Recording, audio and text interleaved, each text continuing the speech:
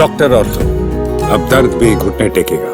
जम्मू कश्मीर के सीएम और national conference के अध्यक्ष अमर अब्दुल्ला ने राज्यसभा चुनाव को लेकर बीजेपी पर तीखा हमला बोला है। उन्होंने आरोप लगाया कि बीजेपी के पास पर्याप्त संख्या बल नहीं है और वे धन बल, बाहुबल और सरकारी एजेंसियों के दबाव के जरिए राज्यसभा चुनावों को प्रभावित करने की कोशिश कर रही है। पत्रकारों से बातचीत में अमर अब्दुल्ला ने कहा कि बीजेपी के पास जम्मू कश्मीर विधानसभा में केवल 28 विधायक हैं, जबकि राज्यसभा की एक सीट जीतने के लिए कम से कम 30 विधायकों का समर्थन जरूरी होता है। अगर वे दावा कर रहे हैं कि वे 3 सीटें जीतेंगे तो इसका सीधा मतलब है कि वे धमाका कर, खरीद कर या दबाव बनाकर चुनाव जीतना चाहते हैं। ये लोकतंत्र नहीं बल्कि सौदेबाजी है। उन्होंने कहा कि बीजेपी की राजनीति अब जन समर्थन पर नहीं बल्कि सत्ता के दबाव और एजेंसियों के भय पर टिक गई है।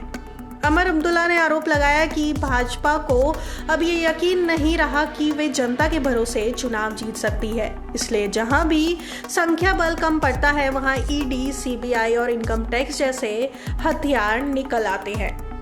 मुख्यमंत्री ने कांग्रेस के राज्यसभा चुनाव से अलग रहने के फैसले पर भी प्रतिक्रिया दी। उन्होंने कहा कि नेशनल कॉन्फ्रेंस ने शुरू में कांग्रेस के लिए एक सीट सुरक्षित रखी थी, लेकिन कांग्रेस के पीछे हटने के बाद एनसी अब 4 सीटों पर स्वतंत्र रूप से चुनाव लड़ेगी। अमर अब्दुल्ला ने कहा कि हमारी पार्टी अपने दम पर 4 सीटों पर मुकाबला करेगी। हमने तय किया है कि किसी भी दबाव में नहीं आएंगे और लोकतांत्रिक तरीके से चुनाव जीतेंगे। उन्होंने बीजेपी पर निशाना साधते हुए कहा कि ये चुनाव साफ कर देगा कि कौन बीजेपी का असली सहयोगी है और कौन केवल दिखावे का विरोधी। अमर ने कहा कि अगर कोई विधायक मतदान से दूर रहता है या बीजेपी के पक्ष में मतदान करता है तो जनता उसे पहचान लेगी। अब समय आ गया है कि जब पर्दे के पीछे के सौदों का सच सामने आएगा। राजनीतिक विशेषज्ञों के मुताबिक जम्मू कश्मीर में राज्यसभा की 4 सीटों के लिए होने वाला ये चुनाव बेहद अहम है।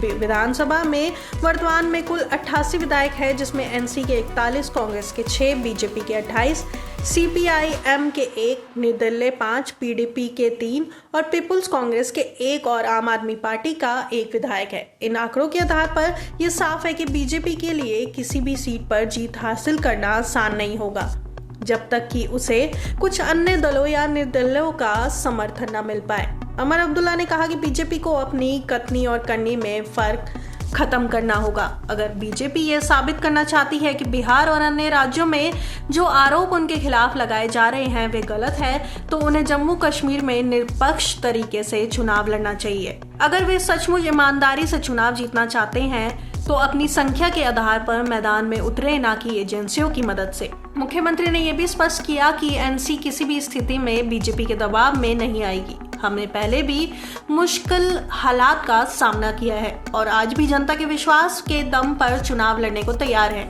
हमें किसी की मदद नहीं चाहिए, ना दिल्ली की, ना किसी एजेंसी की।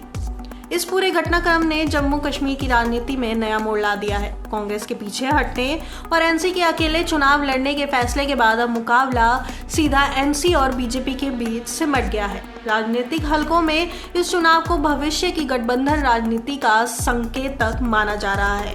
उधर बीजेपी की ओर से अब तक अमर अब्दुल्ला के आरोपों पर कोई आधिकारिक प्रतिक्रिया नहीं आई है। पार्टी सूत्रों का कहना है कि बीजेपी अपने विधायकों के साथ रणनीति बना रही है और जल्द ही उम्मीदवारों की घोषणा की जाएगी।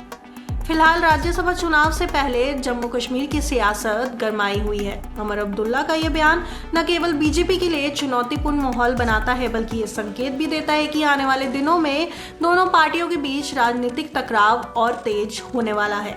इस तरह राज्यसभा चुनाव अब सिर्फ सीटों की लड़ाई नहीं रह गई, बल्कि ये राजनीतिक नैतिकता, पारदर्शिता और लोकतांत्रिक मूल्यों की परीक्षा भी बन गया है, जिसमें जनता तय करेगी कि जम्मू कश्मीर की असली ताकत किसके पास है।